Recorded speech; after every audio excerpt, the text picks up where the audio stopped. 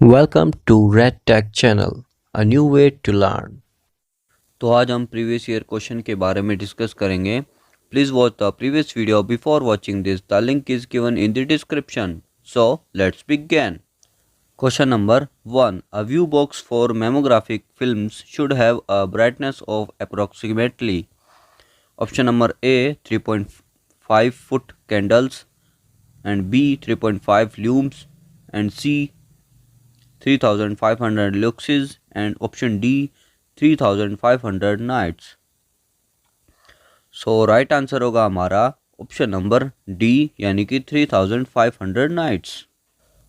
सो जो निट्स होता है वो ब्राइटनेस को मेज़र करने की एक यूनिट है जो टेक्निकल टर्म्स में यूज़ की जाती है. तो राइट आंसर है हमारा ऑप्शन नंबर डी.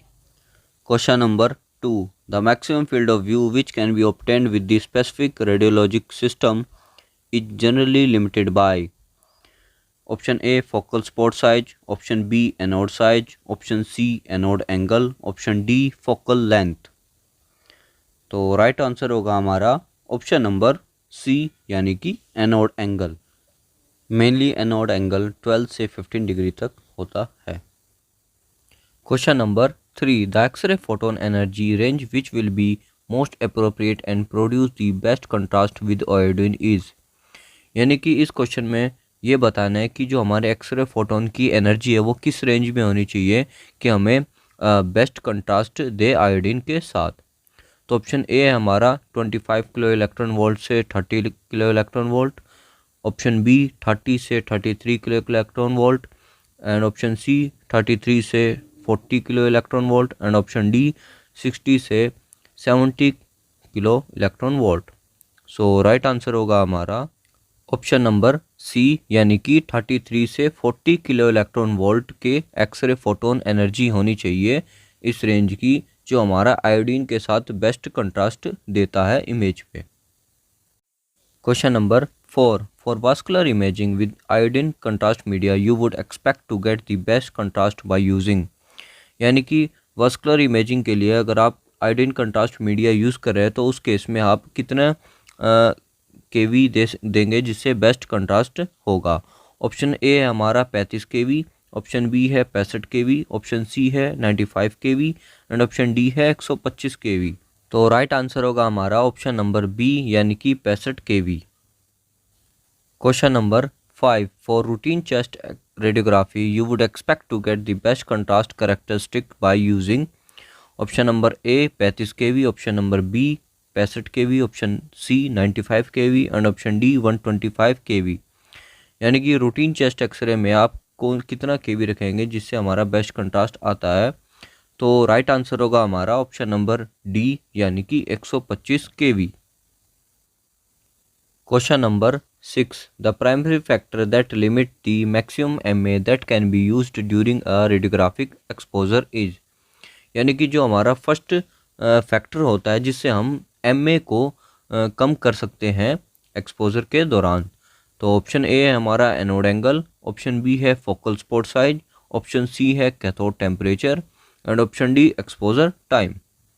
तो राइट आंसर होगा हमारा फोकल स्पॉट साइज को हम बेसिकली कम करके एक तरह से ये प्राइमरी फैक्टर है जिससे हम जो हमारा एमएस है उसको कम कर सकते हैं टू द पेशेंट.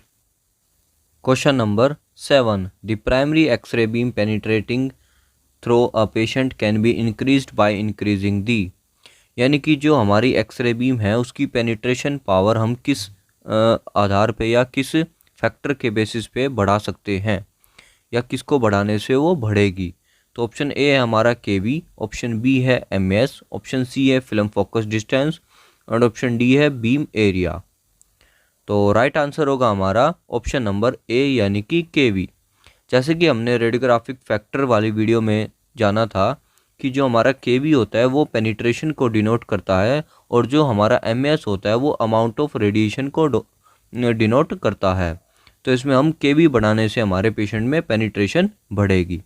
तो अगर हमारा पेशेंट फैटी है तो उस केस में हमें केवी इंक्रीज करना होगा to penetrate the x-ray beam through it.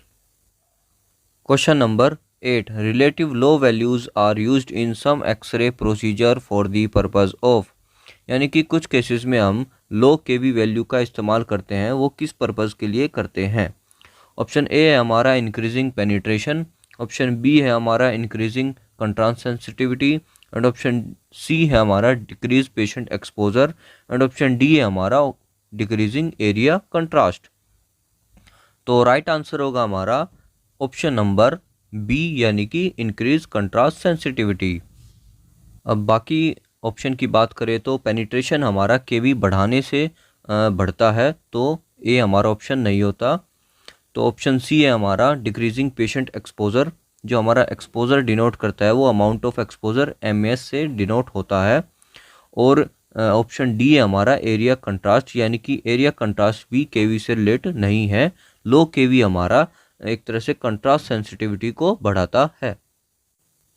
Question number 9, changing the kV from 90 to 70 will generally.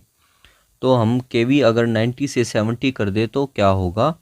Option A हमारा decrease calcium soft tissue contrast, option B है require an increase in mAs by at least a factor of 4, option C है increase patient exposure, and option D decreased in soft tissue contrast. तो right answer होगा हमारा option number C यानी कि increase patient exposure.